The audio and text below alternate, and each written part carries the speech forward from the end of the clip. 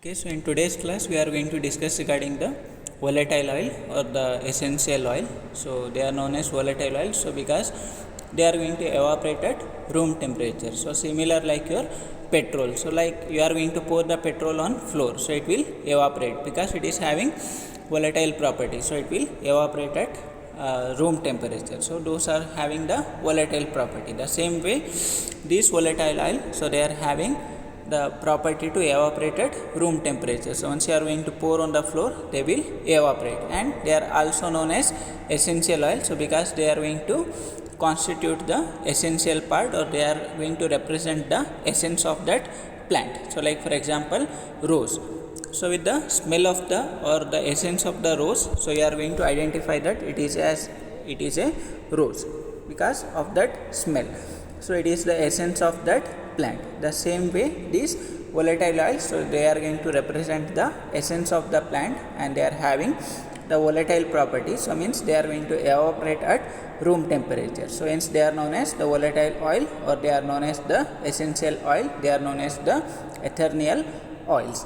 So in coming to the volatile oil, so they are the odorous volatile principles, so from the plant or from the animal origins, and they are liquid in nature, and they are going to evaporate at room temperature. So hence they are known as essential oils. So because they are the essence of active constituent of the plant. So they are the odorous principles. So means they are going to impart odor, or they are going to impart smell. So hence they are the odorous. So volatile, so means they are going to evaporate at room temperature, and they are from either from the plant origin. So like for example your rose, lavender, so your fennel, coriander, clove, cinnamon. Okay, so all the flowers, so they are having the volatile oils, and also from the liquid, so also from the animal origin. So like the musk deer. Okay, so that is having the volatile oil content. So like from the vomit of the whale, so like that. So they are going to represent the odorous principle. So either it is from the plant origin or it is from the animal origin, and it is going to evaporate at room temperature. Hence they are known as the volatile oils or the essential oil. So because they are going to represent the essence of the active constituent of the plant. So like the for example the fen cone, so that is the active constituent of fennel. So that is going to represent the essence of the active constituent of the plant. Okay, so when coming to the property, so they are liquid and they are volatile in nature. So they are oil, so hence they are having liquid property, and they are volatile in nature. So they are insoluble in like water, but they are soluble in the organic solvent like the chloroform, ether, and all, and they are sparingly soluble in alcohol. They possess characteristic odor, and they have high refractive index. So means they are going to possess the characteristic odor or the aromatic odor, and they are having the high refractive index. So means they are going to show the optical rotations. So hence they are optically active. Okay, so they are colorless. So like once you are going to expose it to air and sunlight, so it will turns to darker due to oxidation. So they does not leave any spot or stain on your cloth or on the filter paper like the fixed oil. So like your fixed oil, so like the groundnut oil or any other oil. So if you are going to put on cloth, that is going to leave behind the stain or mark. In case of the volatile oil, that is not going to leave any stain or spot on the cloth or on the filter paper. So because it is having the volatile property, so they doesn't undergo saponification. So unlike your fixed oil, so like the lipids, so they do not undergo saponification. Okay, so when coming to the classification, so they are categorized into various types. So like depending upon the chemical nature, so depending upon the pharmacological property, or depending upon its taxonomy, so like that.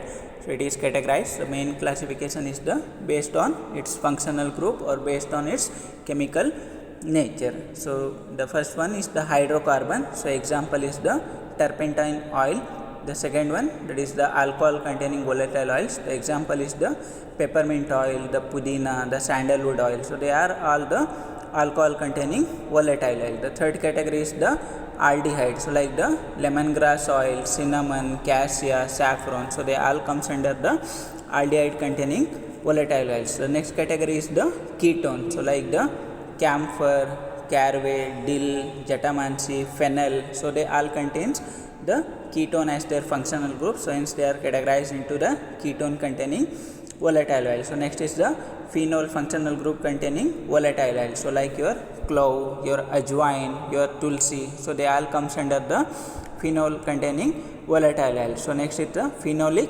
ethers. So like the nutmeg, calamus. So they all comes under the phenolic ether type. So next is the oxides. So like the eucalyptus, your cardamom, chenopodium oil. So they comes under the oxides. So next is the esters. So the rosemary oil, garlic oil, gluteria oil, valerian oil. So they all comes under the esters containing volatile oil. So just remain one or two main examples. So like for example alcohol you can remain pudina, sandalwood. So for aldehyde you can go with the cinnamon or saffron or lemongrass. For ketone you can go with the fennel, okay, like camphor. So for the phenols you can go with the clove or tulsi. So for phenolic esters you can go with the nutmeg. For oxides you can go with the eucalyptus, your cardamom. So for esters you can go with the garlic or rosemary. So like which is simple and easy to remember. So just remember one examples. So next classification is the based on its uses or the pharmacological property, that is anti-spasmodic, that is ajwain. So that is going to reduce the spasm or the contraction of the smooth muscles of your GIT or the stomach. So hence it is going to reduce the stomach pain. So it is having antispasmodic property, that is going to reduce the spasm or the high contraction or high movement of the muscles. So that is going to impart pain. So that is going to reduce the stomach pain. So example is the ajwain. So next is the carminative. So this carminative, that is going to cause the expel of gases. So like it will be help in treating the indigestion. So that is going to relieve the carbon dioxide gas or you will feel hunger. So it is going to help in digestion. So it is going to cause the expel of gases, that is the carbon dioxide gases. The example is the fennel, the coriander, the cumin. Okay, so those are all the example of the carminative. So next is the dental analgesic. So dental analgesic in the sense, so that is going to reduce your teeth pain.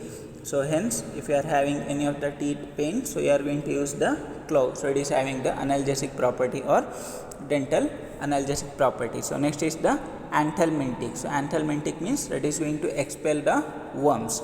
So like if you are having any of the worms like the tapeworm or roundworm, so that is going to expel it out from your body. So the example is the chenopodium or the chalmugra. So antiseptic. So that is having the antiseptic property, that is the cinnamon. So or counter irritant. So that is going to produce external irritation and that will help in relieving the deep seated pain, that is the camphor.